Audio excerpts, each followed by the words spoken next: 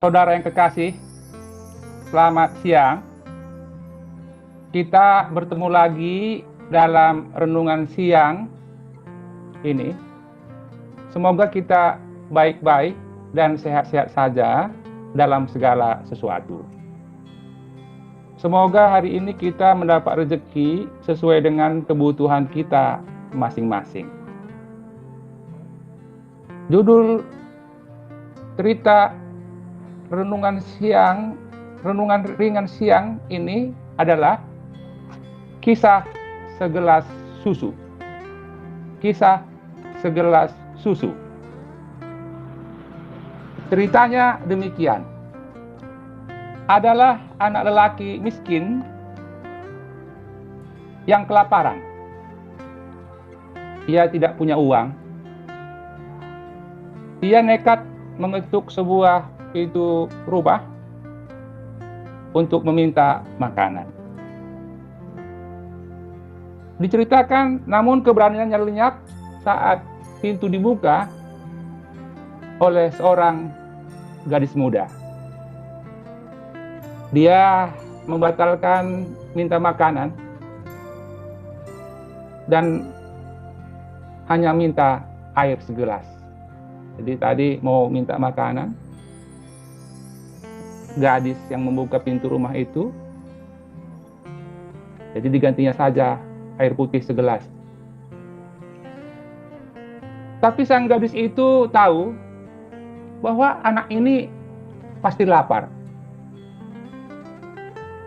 Maka ia membawakan segelas besar susu, jadi gelasnya besar. Saat anak laki miskin tadi menerima susu di gelas yang besar itu, dia bertanya, berapa harga susu ini? Satu gelas yang besar ini? Tanya anak lelaki itu. Dijawab anak gadis itu, katanya, ibu mengajarkan kepada saya jangan meminta bayaran atas perbuatan baik kami, perbuatan baik yang telah kami lakukan. Itulah jawaban si gadis. Lalu anak lelaki yang miskin itu menjawab, berkata, aku berterima kasih dari hati yang paling dalam. Diucapkannya perkataan itu setelah habis susu tersebut diminumnya. Saudara-saudara, hari berganti hari, minggu berganti minggu, bulan berganti bulan, tahun berganti tahun berlalu. Gadis itu tumbuh menjadi wanita dewasa. Tapi dia didiagnosa punya sakit kronis. Dan dokter di kota kecilnya angkat tangan dan memberi rekomendasi untuk berobat ke kota yang besar.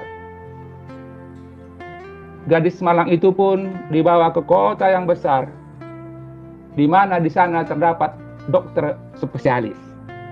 Rupanya di daerahnya, di tempat tinggalnya, dokter spesialis belum ada. Rumah sakit yang dituju memberi kesempatan kepada Dr. Howard Kelly untuk menangani penyakit gadis itu. Saat Dr. Howard Kelly mendengar nama kota asal wanita itu, bahwa berubahlah pancaran di mata sang dokter, karena dia ingat kota kecil dan nama gadis itu. Bergegas ia turun dari kantornya menuju kamar wanita tersebut. Dia langsung mengenal wanita itu, karena wanita itu pernah memberikan segelas susu yang besar. Segelas besar susu. Dia langsung membuat penanganan untuk pengobatan terhadap wanita itu. Setelah perjuangan yang panjang, akhirnya wanita itu berhasil disembuhkan. Jadi sudah sembuh. Tentu kalau sudah sembuh, harus ada yang dibayar.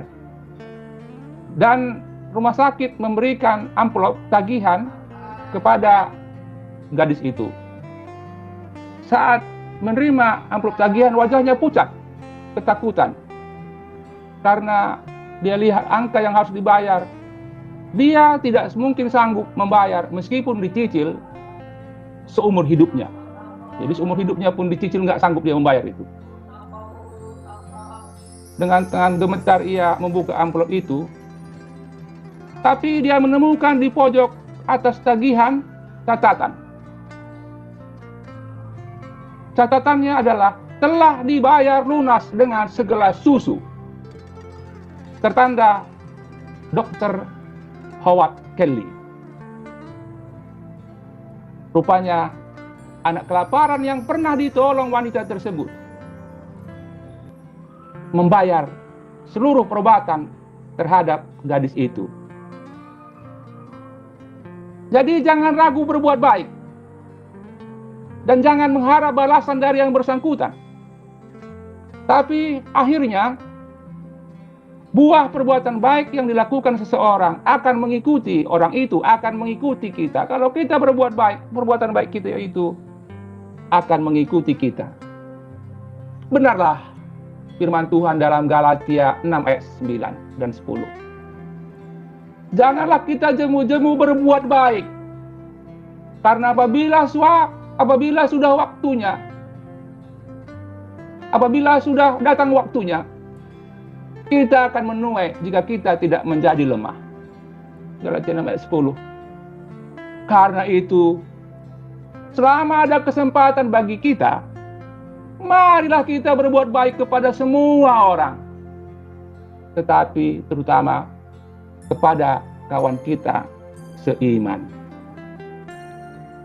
Saudara, cerita renungan ringan siang ini kiranya memberi semangat kepada kita untuk tidak jemu-jemu, untuk tidak lelah, untuk tidak bosan, untuk tidak patah semangat, selama ada kesempatan untuk berbuat baik kepada semua orang.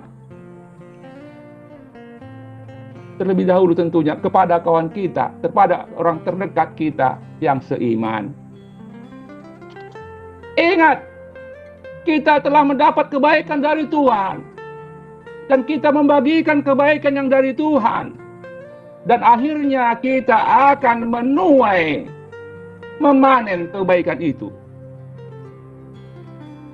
Hari ini, hari yang baik. Mari kita isi dengan membagi kebaikan. Dengan demikian bersukacitalah hidup kita. Tuhan memberkati.